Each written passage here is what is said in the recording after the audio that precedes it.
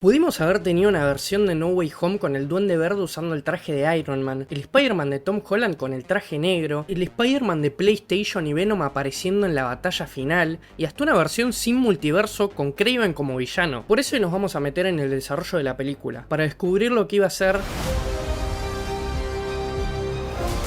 Desde el principio de desarrollo, la película tenía que resolver un problema enorme. Far From Home había terminado con J. Jonah Jameson revelando en vivo la identidad de Spider-Man, o sea que Marvel y Sony tenían que encontrar la manera de contar la historia de Spider-Man con su identidad pública. El desarrollo de la tercera película de Spider-Man de Tom Holland había empezado en agosto de 2019, y mientras eso pasaba, Disney y Sony se estaban peleando por plata detrás de escena. El acuerdo original de 2015 le daba a Disney nada más el 5% de las ganancias de las películas en solitario de Spider-Man. Cuando llegó el momento de renegociar, Disney quería un 50-50. Por una cuestión de lógica, cada estudio pone la mitad del presupuesto y después cada estudio se lleva la mitad de las ganancias. Pero Sony propuso mantener los mismos términos originales, así que Disney dijo que no, y el 20 de agosto de 2019 se anunció públicamente que Spider-Man estaba fuera del UCM. Pero la pregunta es, ¿cómo continúas una historia de un Spider-Man que está tan ligado a este universo? Una opción era Kraven el Cazador. Con la identidad de Peter expuesta, Kraven obviamente iba a ir por el objetivo más peligroso del mundo. Uno de los escritores de la película, Chris McKenna, contó que Kraven estuvo en prácticamente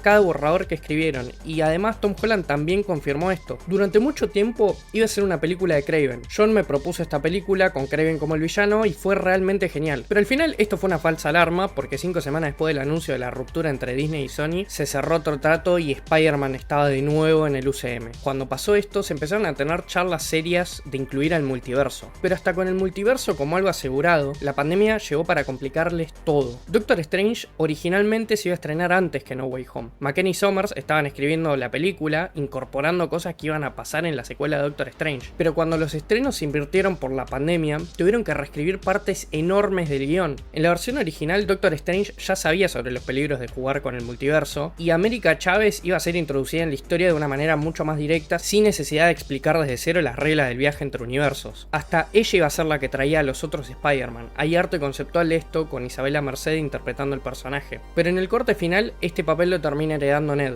Ok, entonces ya tenían el concepto listo y le faltaban los actores. Pero no era tan fácil como negociar 2 minutos y están todos contentos. Tobey Maguire hacía bastantes años que no actuaba en nada, y Andrew Garfield había salido de su franquicia de la peor manera posible porque Sony le canceló todas las películas sin ningún aviso. Ninguno de los dos tenía una obligación de volver. Hasta Tom Holland dudó que estos iban a volver. No lo creía al principio. John me plantó la idea y pensé, eso nunca va a pasar. Pero incluso cuando los actores aceptaron volver, seguían teniendo un problema narrativo de cómo metés estos personajes a la historia de una manera orgánica sin que parezca todo tan fanservice. Los guionistas Chris McKenna y Eric Sommers admitieron que el momento donde Ned y MJ abren el portal y encuentran a Andrew fue una reescritura del tercer acto que ocurrió en medio del rodaje, porque la versión original era, en sus propias palabras, más un deus ex machina. Esto se refiere a un recurso donde la trama se resuelve de una manera forzada sin ningún tipo de justificación ni lógica. Pero nos estamos adelantando un montón porque todavía nos queda un montón de película y un montón de personajes por cubrir. Y hablando de eso, había un personaje que está en los artes conceptuales de la película, pero no está en el corte final.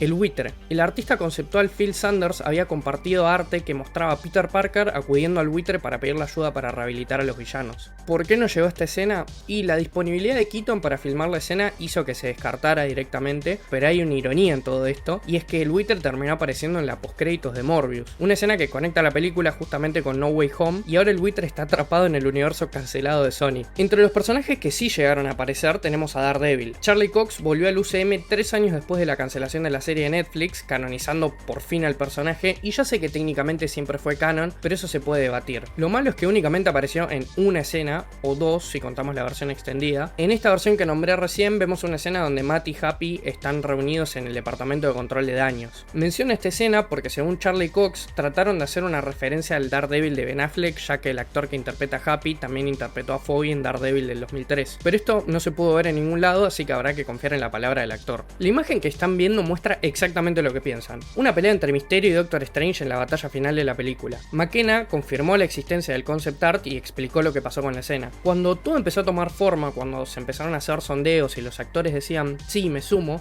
se volvió abrumador porque pensás, ok, esto ahora es la realidad. No puedes simplemente estar metiendo 1.000.000 de personajes. Tenés que elegirlos con cuidado y asegurarte de que no sobrecarguen la historia ni al propio Peter.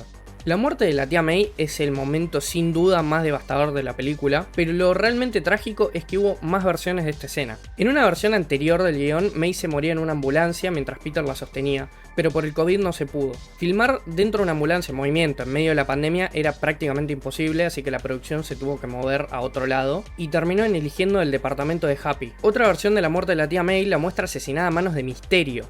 La ubicación en teoría es abajo de las vías de tren cerca de la escuela de Peter, pero lastimosamente el storyboard es el único pedazo de evidencia que tenemos, pero se puede especular que era remanente de un guión donde Misterio era un villano principal en vez del Duende Verde. Esta es una imagen oficial del libro de No Way Home, donde vemos a Spider-Man del universo Insomniac apareciendo con quien yo supongo que son Ned y MJ. Personalmente me parece la imagen más rara de toda la producción porque no hay ningún tipo de explicación ni contexto de los escritores ni de los artistas conceptuales. Lo que yo opino que pasó es que a veces los artistas usan imágenes de referencia y supongo que usaron al Spider-Man de Play 4 como referencia para esta imagen, pero igual es raro que lo hayan dejado en la versión final del libro. Una versión del guión tenía a los villanos robando un container del departamento de control de daño lleno de tecnología Stark. Tenemos al Duende Verde usando una armadura de Iron Man, específicamente la Mark 7, mientras monta un dron de Misterio, y Electro se conectaba a reactores ARC MK50 como potenciador.